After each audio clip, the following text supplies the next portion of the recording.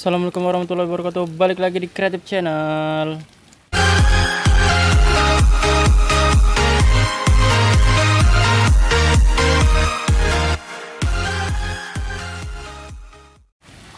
Oke guys, balik lagi di Sentra Rumah Jamur Insan Serbelawan, channel inspirasi, motivasi, dan semangat untuk berwirausaha ya guys. Balik lagi di Kumbung Insan yang sederhana ini, semoga selalu memberikan informasi dan manfaat buat kita semua. Nah, jadi baik lagi kita ngobrol-ngobrol santai tentang usaha budidaya jamur tiram ya guys ya. Seperti janji Insan yang tadi malam di grup komunitas YouTube-nya. Jadi pada pagi hari ini Insan ada agenda komposan 700 kilo ya guys. Nah, jadi Insan akan buatkan video kita ngobrol-ngobrol santai, ngobrol-ngobrol nggak penting lagi. Semoga bisa berguna buat para pemula, buat teman-teman yang baru memulai usaha budidaya jamur tiram. Semoga bisa bermanfaat ya video ini guys. Nah, sebelumnya yang belum subscribe jangan lupa di subscribe dulu. Kemudian nyalakan notifikasinya supaya kalian tuh nggak ketinggalan video yang baru Insan upload guys. Nah, mudah-mudahan ilmunya bisa bermanfaat. Buat yang udah subscribe, selamat datang, selamat bergabung. Semoga kalian dapatkan ilmu dan manfaat dari channel ini ya guys. Nah jadi malam itu Insan udah buatkan kisi-kisi ya guys ya tentang isi video hari ini. Jadi ada beberapa kesalahan ataupun kendala yang dibuat ataupun yang biasa dialami, dan masalah ataupun kesalahan yang dibuat saat proses pengomposan ya guys ya. Jadi mungkin berikutnya nanti akan Insan bedah satu persatu kesalahan-kesalahan yang terjadi saat pengomposan, kemudian saat sterilisasi, kemudian saat inokulasi, saat penumbuhan. Nah semua itu nanti akan kita berikan satu persatu. Kalian tinggal koreksi aja guys di mana kesalahan yang kalian buat. Mudah-mudahan bisa diperbaiki ya guys ya. Mudah-mudahan dengan menonton channel ini, yang tadinya belum jadi backgroundnya segera jadi, yang tadinya belum bisa menjadi bisa, yang tadinya udah bagus menjadi lebih bagus. Nah jadi langsung aja kita masuk ke tema video kita. Yang pertama, kesalahan yang dibuat ataupun yang biasa dilakukan saat proses pengomposan. Dari mulai yang pertama itu adalah pemilihan media ya guys ya.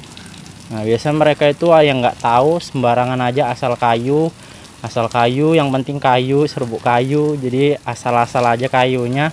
Mereka nggak tahu jenis kayu itu kayu keras atau kayu lunak. Ada berapa jenis kayunya yang tercampur ke dalam itu mereka kebanyakan rata-rata adalah beberapa yang nggak tahu ya guys ya. Nah, yang penting kayu aja belan. Nah itu disitu kesalahan yang menurut Insan cukup fatal, karena jamur juga bisa jadi nggak tumbuh guys, karena salah pemilihan kayu itu tadi. Jadi kalau misalkan kayunya itu kayu keras, kemudian pengomposannya salah, itu bisa jadi nggak tumbuh ya guys ya, ataupun tumbuh lama sekali, bisa sampai 3 bulan atau 4 bulan nunggu kayunya itu tadi lapuk baru dia mau tumbuh. Nah jadi proses ataupun saat pemilihan kayu juga berpengaruh pada hasil ataupun pada produksi jamurnya sendiri guys. Nah kemudian yang kedua adalah saat penambahan nutrisi guys. Nah saat penambahan nutrisi ini juga saat yang fatal ya guys ya. Nah, karena biasanya para petani jamur itu nggak melihat referensi dulu. Nah, ada yang menambahkan nutrisinya sangat banyak, ada yang sangat sedikit, ada yang kapurnya sangat banyak, ada yang kapurnya kurang. Nah seperti itu ya guys ya. Padahal sebetulnya kalau kalian mau mengikuti rumus yang udah dibuat para master-master jamur yang terdahulu itu udah cukup lengkap, cukup mudah diikuti ya guys ya. Nah, jadi kalau misalkan komposan 100 kilo, kita buat aja nutrisinya per 20 kilo dada kalau yang pakai dada, kemudian per 1 kilo serbuk 1 kilo tepung kapur ya guys ya. Nah, jadi kalau misalkan udah ikuti rumus itu ya udah mudah-mudahan perjalanan miseliumnya bagus, hasil jamurnya juga bagus. Tapi kalau kita ngarang-ngarang sendiri nutrisinya, ini yang buat bahaya ya guys ya. Nah, bisa kehabisan modal. Eksperimen boleh, tapi kalau untuk tahap pemula ya lebih baik ikuti dulu pedoman ataupun petunjuk yang udah dibuat oleh master-master jamur yang terlebih dahulu guys. Jadi supaya tingkat kegagalannya itu minim dan keberhasilannya itu lebih tinggi ya guys. Nah kemudian yang selanjutnya adalah proses penambahan air seperti ini guys. Nah proses penambahan air ini juga menurut Insan ada beberapa kesalahan yang banyak dilakukan ya guys ya. Ada yang kadang terlalu kering, ada yang terlalu basah. Nah sampai bisa diperes. Padahal ya sebenarnya kalau kalian itu pemula ya coba aja diukur pH-nya pakai pH meter atau kertas lakmus guys. Kalau yang udah master mungkin ya udah bisa dikepal aja, udah bisa tanda dia guys. Kalau kalian mau coba feeling juga bisa langsung dikepal, yang penting dia diperes nggak sampai netes airnya, tapi kalau kita pegang, kita sentuh ataupun diletakkan tisu di atasnya itu basah ya guys ya. Nah jadi itu mungkin pengaturan pH yang mudah. Tapi kalau untuk yang lebih akuratnya ya pakai pH meter atau kertas lakmus guys. Nah kalau pakai itu ya udah jelas, mudah-mudahan pH-nya antara 7 sampai 8 itu udah bagus ya guys ya, ataupun 6 sampai 8 lah udah bagus. Nah kemudian yang berikutnya adalah proses pengayaan guys. Nah banyak orang yang menyepelekan proses pengayaan ini guys.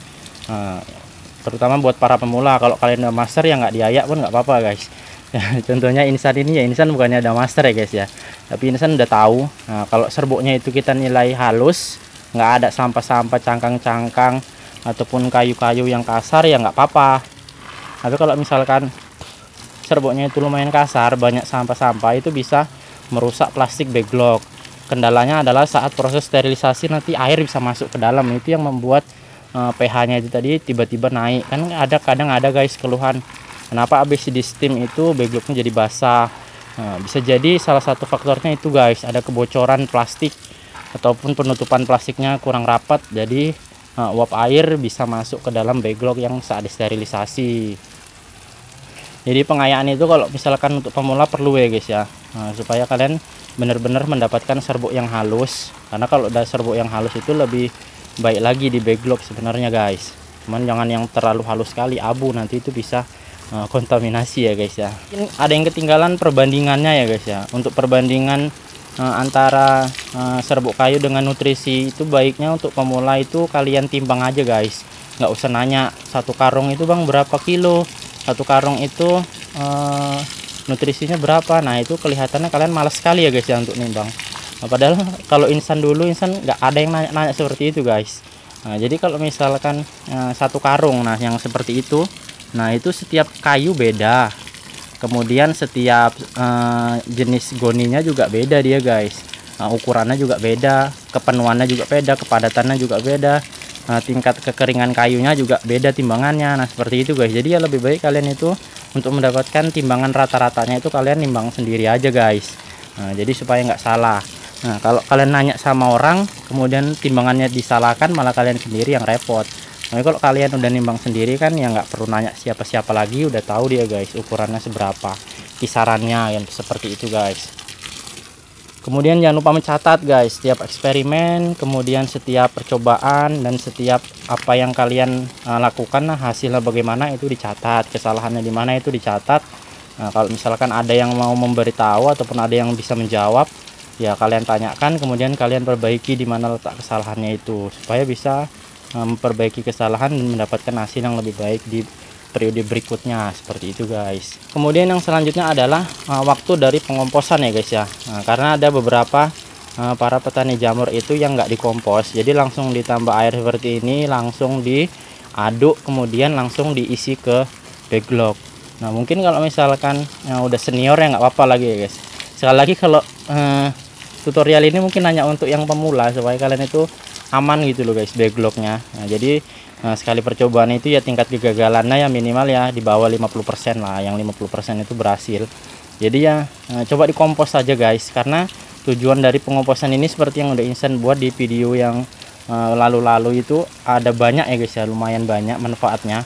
Nah, salah satunya yaitu mengurangi kadar air yang berlebih, kemudian mematikan sebagian besar jamur-jamur liar karena saat dikompos itu dia panas. Kemudian yang selanjutnya menetralisir zat asamnya ataupun pH-nya, meratakan pH, karena saat apa itu dia pasti bagian tengahnya asam ya guys ya.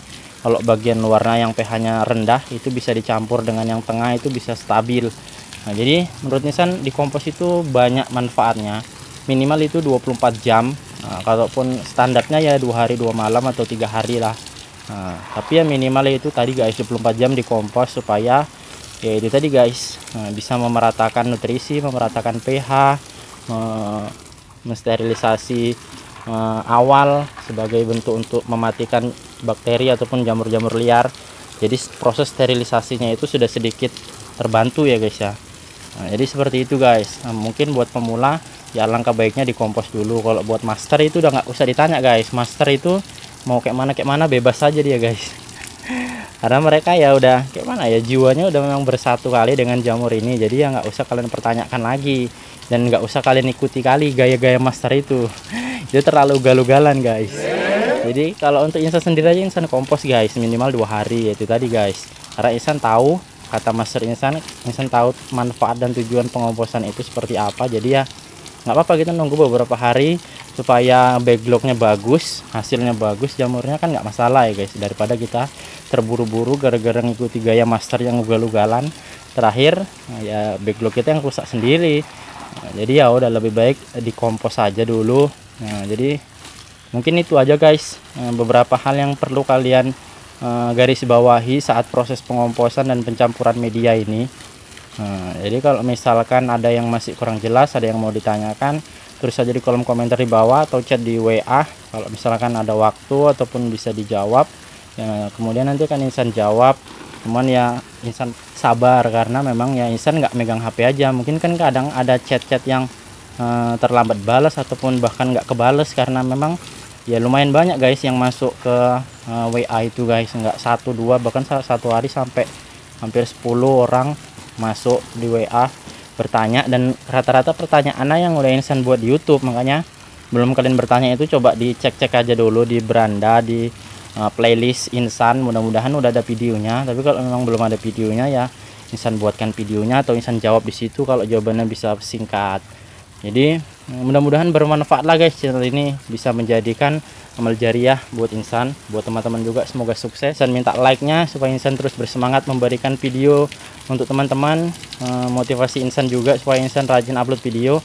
Kita sampai jumpa di video yang berikutnya. Lebih dan kurang Insan mohon maaf. Assalamualaikum warahmatullahi wabarakatuh.